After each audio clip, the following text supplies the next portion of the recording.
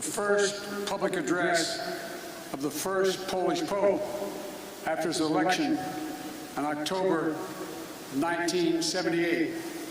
They were the words who would come to define Pope John Paul II, words that would change the world. John Paul brought the message here to Warsaw in his first trip back home as Pope in June of 1979.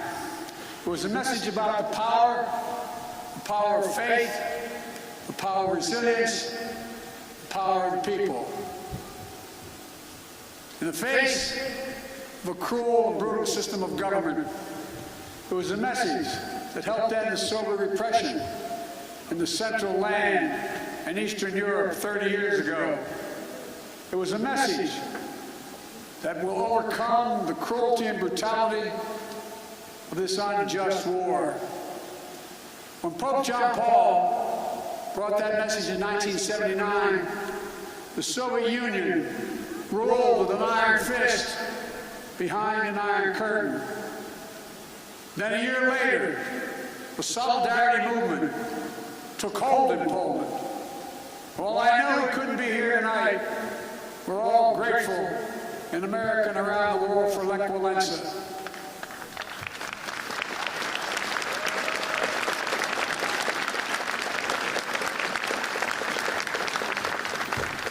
Reminds me of that phrase of philosopher Kierkegaard: faith sees best in the dark. And they were dark moments. 10 years later, the Soviet Union collapsed, and Poland and Central and Eastern Europe would soon be free. Nothing about that battle for freedom was simple or easy. It was a long, painful slog, fought over not days and months, but years and decades. But we emerged anew in the great battle for freedom, a battle between democracy and autocracy, between liberty and repression, between a rules-based order and one governed by brute force.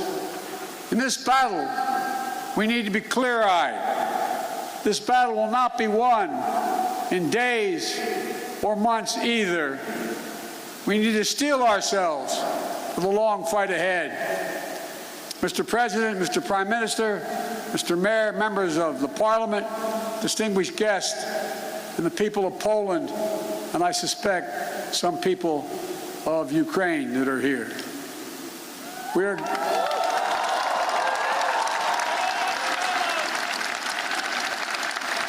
are gathered here at the Royal Castle in this city that holds a sacred place in the history of not only of Europe, but humankind's unending search for freedom.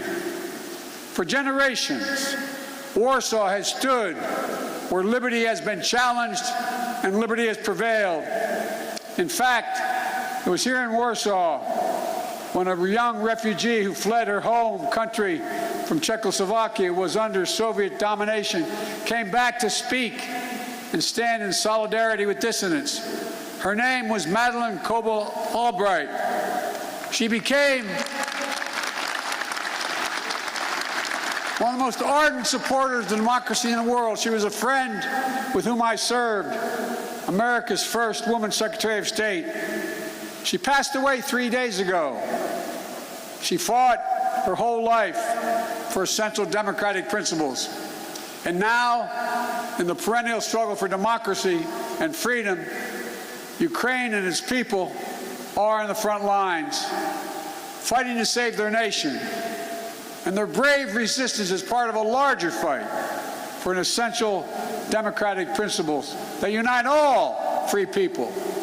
The rule of law, fair and free elections, the freedom to speak, to write, and to assemble, the freedom to worship as one chooses, freedom of the press.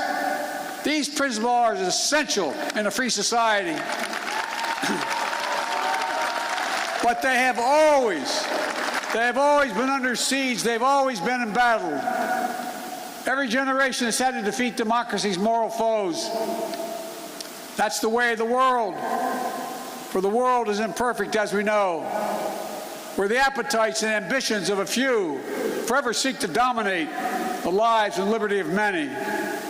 My message to the people of Ukraine is a message I delivered today to Ukraine's foreign minister and defense minister, who I believe are here tonight. We stand with you, period.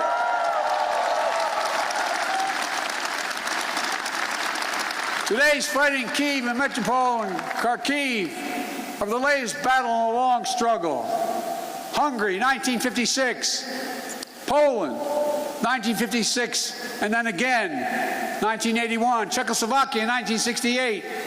Soviet tanks crushed democratic uprisings. But the resistance continued until finally, in 1989, the Berlin Wall and all the walls of Soviet domination, they fell. They fell. And the people prevailed. But the battle for democracy could not conclude and did not conclude with the end of the Cold War. Over the last 30 years, the forces of autocracy have revived all across the globe. Its hallmarks are familiar ones: contempt for the rule of law, contempt for democratic freedom, contempt for the truth itself. Today, Russia has strangled democracy, has sought to do so elsewhere, not only in its homeland. Under false claims of ethnic solidarity, it has invalidated neighboring nations. Putin has the gall to say he's denazifying Ukraine. It's a lie. It's just cynical. He knows that. And it's also obscene. President Zelensky was democratically elected. He's Jewish. His father's family was wiped out in the Nazi Holocaust. And Putin has the audacity, like all our autocrats before him, to believe that might will make right. In my own country, a former president named Abraham Lincoln voiced the opposing spirit to save our union in the midst of a civil war. He said, "Let us have faith that right makes might." Right makes might. Today, let us have that faith again. Let us resolve to put the strength of democracies into action to thwart the designs of autocracy. Let us remember that the test of this moment is the test of all time. The Kremlin wants to portray NATO enlargement as an imperial project aimed at destabilizing Russia. Nothing is further from the truth. NATO is a defensive alliance. It has never sought the demise of Russia. In the lead up to the current crisis, the United States and NATO worked for months to engage Russia to avert war. I met with them in person, talked to them many times on the phone. Time and again, we offered real diplomacy and concrete proposals to strengthen European security, enhance transparency, build confidence on all sides. But Putin and Russia met each of the proposals with disinterested in any negotiation, with lies and ultimatums. Russia was bent on violence from the start. I know not all of you believed me and us when we kept saying, they are going to cross the border, they are going to attack. Repeatedly, he asserted we had no interest in war, guaranteed he would not move. Repeatedly saying he would not invade Ukraine. Repeatedly saying Russian troops along the border were there for training, all 180,000 of them. There's simply no justification or provocation for Russia's choice of war. It's an example of one of the oldest human impulses, using brute force and disinformation to satisfy a craving for absolute power and control. It's nothing less than a direct challenge to the rule-based international order established since the end of World War II. And it threatens to return to decades of war that ravaged Europe before the international rule-based order was put in place. We cannot go back to that. We cannot. The gravity of the threat is why the response of the West has been so swift and so powerful and so unified, unprecedented and overwhelming. Swift and punishing cost are the only things that are going to get Russia to change its course. Within days of his invasion, the West has moved jointly with sanctions to damage Russia's economy. Russia's central bank is now blocked from the global financial system, denying Kremlin's access to the war fund that's stashed around the globe. We've aimed at the heart of Russia's economy by stopping the imports of Russian energy to the United States. To date, the United States has sanctioned 140 Russian oligarchs and their family members, seizing their ill-begotten gains, their yachts, their luxury apartments, their mansions. We've sanctioned more than 400 Russian government officials, including key architects of this war. These officials and oligarchs have reaped enormous benefit from the corruption connected to the Kremlin. And now they have to share in the pain. The private sector is acting as well. Over 400 private multinational companies have pulled out of doing business in Russia, left Russia completely, from oil companies to McDonald's. As a result of these unprecedented sanctions, the ruble almost is immediately reduced to rubble. The Russian economy, that's true, by the way, takes about 200 rubles to equal $1. The economy is on track to be cut in half in the coming years. It was ranked, Russia's economy was ranked the 11th biggest economy in the world before this invasion. It will soon not even rank among the top 20 in the world. Taken together, these economic sanctions are a new kind of economic statecraft with the power to inflict damage that rivals military might. These international sanctions are sapping Russian strength, its ability to replenish its military, and its ability to project power. And it is Putin, it is Vladimir Putin who is to blame, period. At the same time, alongside these economic sanctions, the Western world has come together to provide for the people of Ukraine with incredible levels of military, economic, humanitarian assistance. In the years before the invasion, we, America, had sent over $650 million before they crossed the border in weapons to Ukraine, including anti-air and anti-armor equipment. Since the invasion, America has committed another $1.35 billion in weapons and ammunition. And thanks to the courage and bravery of the Ukrainian people, the equipment we've sent and our colleagues have sent have been used to devastating effect to defend Ukrainian land and airspace. Our allies and partners have stepped up as well. But as I've made clear, American forces are in Europe, not in Europe, to engage in conflict with Russian forces. American forces are here to defend NATO allies. Yesterday, I met with the troops that are serving alongside our Polish allies to bolster NATO's frontline defenses. The reason we wanted to make clear is their movement on Ukraine don't even think about moving on one single inch of NATO territory. We have sacred obligation. We have a sacred obligation under Article 5 to defend each and every inch of NATO territory with the full force of our collective power.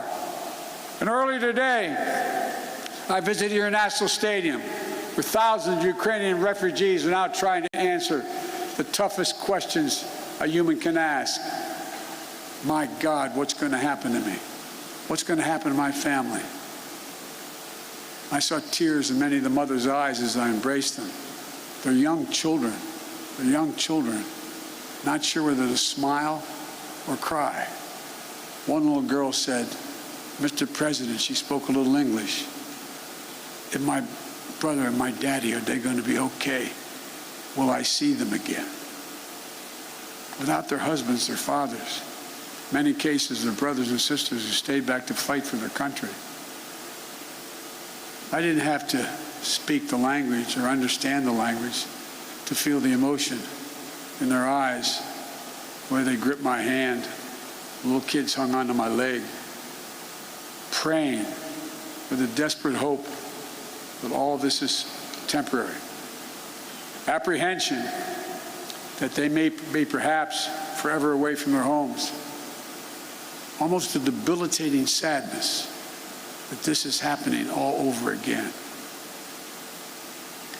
But I was also struck by the generosity of the people of Warsaw, for that matter, all the Polish people, for the depths of their compassion, their willingness to reach out, opening their hearts. Say to the mayor and the premier, they're opening their hearts and their homes simply to help. I also want to thank my friend, the great American chef, Jose Andres, and his team for help feeding those who are yearning to be free. But helping these refugees is not something Poland or any other nation should carry alone. All the world democracies have a responsibility to help, all of them. And the people of Ukraine can count on the United States to meet its responsibility. I've announced 2 days ago we will welcome 100,000 Ukrainian refugees. We already have 8,000 a week coming to the United States of other nationalities. We'll provide nearly $300 million in humanitarian assistance, providing tens of thousands of tons of food, water, medicine, and other basic supplies. In Brussels, I announced the United States is prepared to provide more than $1 billion in additional humanitarian aid. The World Food Program told us that despite significant obstacles, at least some relief is getting to major cities in Ukraine, but not not Mariupol, because Russian forces are blocking relief supplies.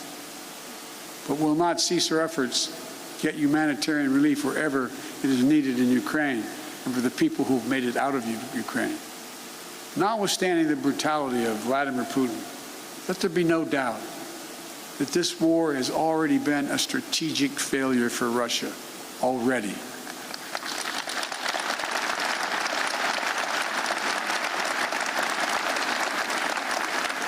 Having lost children myself, I know that's no solace to the people who've lost family. But he, Putin, thought Ukrainians would roll over and not fight. Not much of a student of history. Instead, Russian forces have met their match with brave and stiff Ukrainian resistance. Rather than breaking Ukrainian resolve, Russia's brutal tactics have strengthened the resolve. Rather than driving NATO apart, the West is now stronger and more united than it has ever been. Russia wanted less of a NATO presence on his border, but now he has a stronger presence, a larger presence, with over 100,000 American troops here, along with all the other members of NATO.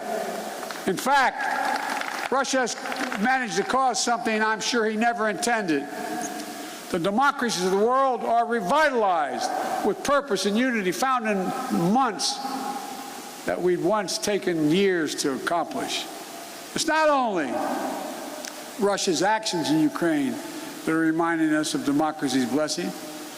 It's our own country, his own country, the Kremlin, is jailing protesters. 200,000 people have allegedly already left. There's a brain drain leaving Russia, shutting down independent news. State media is all propaganda, blocking the image of civilian targets, mass graves, starvation tactics of the Russian forces in Ukraine. Is it any wonder, as I said, that 200,000 Russians have already left their country in 1 month? A remarkable brain drain in such a short period of time. Which brings me to my message to the Russian people. I've worked with Russian leaders for decades. I sat across the negotiating table going all the way back to Soviet Premier Alexei Kosygin to talk arms control at the height of the Cold War.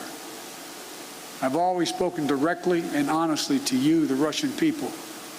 Let me say this, if you're able to listen. You, the Russian people, are not our enemy. I refuse to believe that you welcome the killing of innocent children and grandparents, or that you accept hospitals, schools, maternity wards, and for God's sake, being pummeled with Russian missiles and bombs, or cities being surrounded so that civilians cannot flee, supplies cut off, and attempting to starve Ukrainians into submission. Millions of families are being driven from their homes, including half of all Ukraine's children. These are not the actions of a great nation. Of all people, you, the Russian people, as well as all people across Europe, still have the memory of being in a similar situation in the late 30s and 40s. Situation in World War II, still fresh in the minds of many grandparents in the region. Whatever your generation experienced, whether it experienced the siege of Leningrad or heard about it from your parents and grandparents, train stations overflowing with terrified families fleeing their homes, nights sheltering in basements and cellars, mornings sitting through the rubble in your homes. These are not memories of the past, not anymore, because it's exactly what the Russian army is doing in Ukraine right now. March 26, 2022, just days before you were a 21st century nation with hopes and dreams that people all over the world have for themselves and their family. Now, Vladimir Putin's aggression have cut you, the Russian people, off from the rest of the world. And it's taking Russia back to the 19th century. This is not who you are.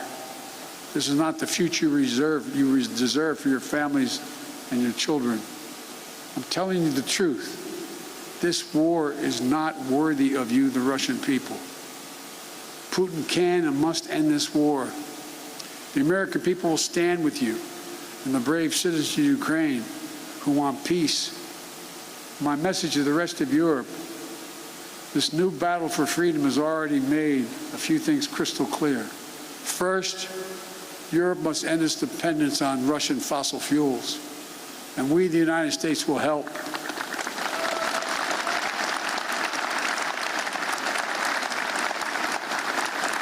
That's why just yesterday in Brussels, I announced the plan with the President of the European Commission to get Europe through the immediate energy crisis. Over the long term, as a matter of economic security and national security for the survivability of the planet, we all need to move as quickly as possible to clean, renewable energy. And we'll work together to help get that done so that the days of any nation being subject to the whims of a tyrant for its energy needs are over. They must end. They must end.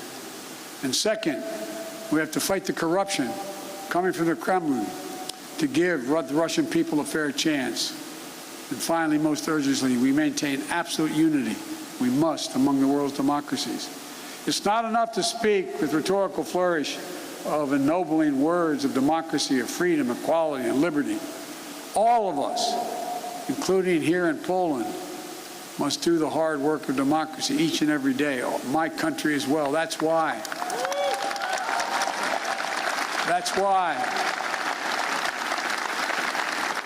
I came to Europe again this week with a clear and determined message for NATO, for the G7, for the European Union, for all freedom-loving nations.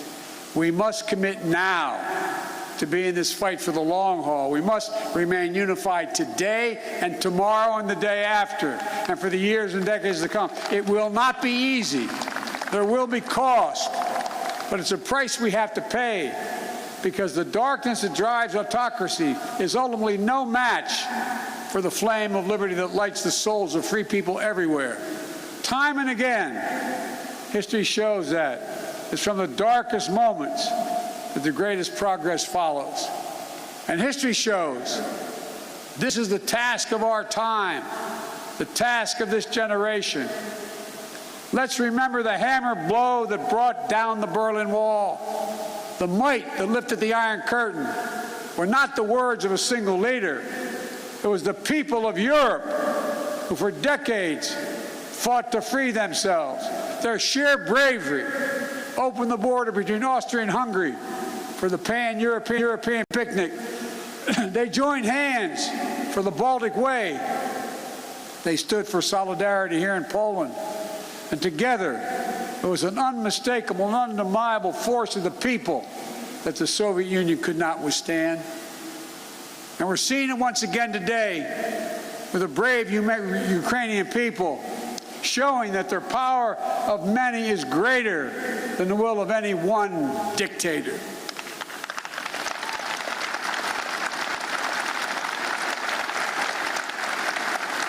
So in this hour, let the words of Pope John Paul burn as brightly today. Never, ever give up hope. Never doubt. Never tire. Never become discouraged. Be not afraid.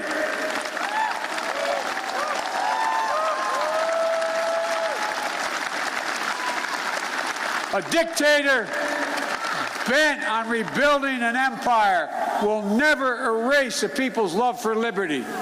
Brutality will never grind down their will to be free.